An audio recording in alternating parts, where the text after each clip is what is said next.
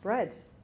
Now, Brad Windon is one of our key managers of student services, and he deals with, as you can imagine, thousands and thousands of inquiries in a year. And he will talk to you this evening about the practicalities of how to approach the types of questions and inquiries that you may have as a student, but also to help you as a parent and auntie and uncle, and I'm sure there's auntie and uncles and other guardians here on behalf of parents, will help you to know and remind your sons and daughters and nieces and nephews and so on that there are avenues in which to go and get some support. Now, Brad will quickly go through some of those elements for you, but while he's coming to the stage, I'd like to invite the panel up so that we can move on this one pretty quick when Brad's finished. Thanks very much, Brad. Thanks, Steve. Asking questions, that's what it's about. It's encouraging to see people here asking questions before they're actually here. So before you're starting university, and as parents of children, you're asking questions and finding out information. That's very encouraging. My role is to provide information and to allow you to ask questions. My association with Macquarie University started a while back, 1989. I came out of school and I was a student here. It was very new to me. None of my family had gone to university. None of my friends had gone to university. One of the unfortunate things for me was that Macquarie University was about halfway to the beach from where I lived. And so in those early years, it was a bit of a choice as I was coming up Epping Road, whether I turned in or whether I went for a swim. Not ideal. One of the things that I could have done better in those early days or in that first year would have been to ask questions and to find out information. So I'm very happy to see people doing that here tonight. That's the Student Inquiry Services role, to allow you to ask questions and find out information. We would like to help you. We're not the only place that you can ask questions. Macquarie is divided into 4 faculties. So there's the Faculty of Arts, the Faculty of Business and Economics, the Faculty of Science, and the Faculty of Human Sciences. And all of the courses that you're coming into will be managed by one of those faculties. Each of those faculties also has a faculty centre or a student centre. So if you have questions that are particularly related to your course or learning and teaching, then they are great places to go and ask your questions. But the key is to be connected, to engage with the community and find out the things that you need to know. In registering for this evening tonight, many of you have asked some questions, and so I'm going to spend just a couple of minutes answering a few of those questions. What do parents usually ask about? We get about nearly 100,000 questions a year via phone and email and face-to-face. And parents often ask us questions, and one of the things they're often asking us about is money. That's because you're often investing in your children, aren't you? And you have invested in your children, and sometimes that investment continues while they're at university. So in answering that question, a student can log into eStudent, which is the space that they enrol. It's where they enrol their units, an online portal.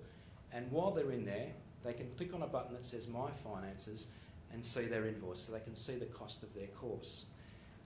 On some occasions, you'll notice that the costs of the various courses vary, and that's because they're in different funding clusters. So the Commonwealth put different subject areas in different funding clusters. If you're a Commonwealth supported student, so if you're a domestic student, then you will pay a student contribution. You will pay a component of your tuition costs. And there are 2 ways that you can pay that. So many parents were asking questions about how we can pay that. There are 2 ways that we can pay that. You can pay that up front to the university by the due date and attract a 10% discount, or the student can defer that to a HECS help loan.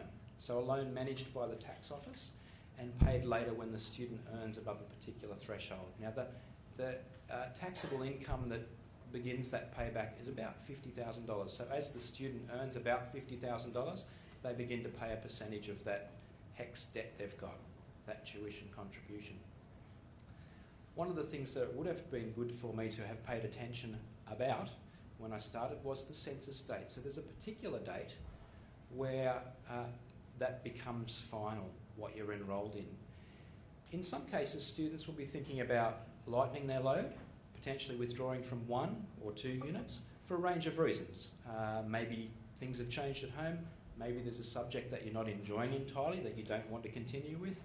There's a whole range of reasons why you might reduce your study load. keep the census date in mind. If you withdraw prior to the census date, which is the 31st of March for session 1, then there is no cost for that unit. If you withdraw after the census date, then there is a cost for that unit, except in cases where your study has been disrupted. If you find that you're continuing on through the session and your study has become unavoidably disrupted by anything, certainly come and talk to the Student Inquiry Service. We can show you how to make a request to have those monies refunded to you. That's a little bit about money. The other thing that parents tend to get anxious about, and it's been mentioned a few times tonight, is the kind of success failure or the progression of my child through their course. My eldest son won't start till next year, so I'm not quite that year girl. Some students will fail. So some students will attempt a unit or a subject and they might not pass that unit. That isn't the end. Students can recover from that. We can assist students to recover from that. The key around that is working out why, what we can do to support and getting that student back on track. So again, ask questions, engage with the people that can help you. And just quickly, there were a couple of questions from parents whose children were transferring from other universities, asking about how they might get reward from the things they've done previously. If you have a child who's done a TAFE diploma or higher somewhere else, absolutely get them to come and see the Student Inquiry Service because they may get credit for some of the work they've done before. They were the main things that were asked by you as you registered. So in closing, part of my team are here tonight, the Student Inquiry Service. Feel free to ask them what you like. They are energised by answering questions. If they don't know the answers, they can refer you to places where you can find them. Generally, you can ask us questions on the phone. You can come face to face and ask us questions to the Student Inquiry Service, or you can go to ask.mq.edu.au to ask your questions. I wish you a very fruitful and enjoyable time at Macquarie University. Thank you.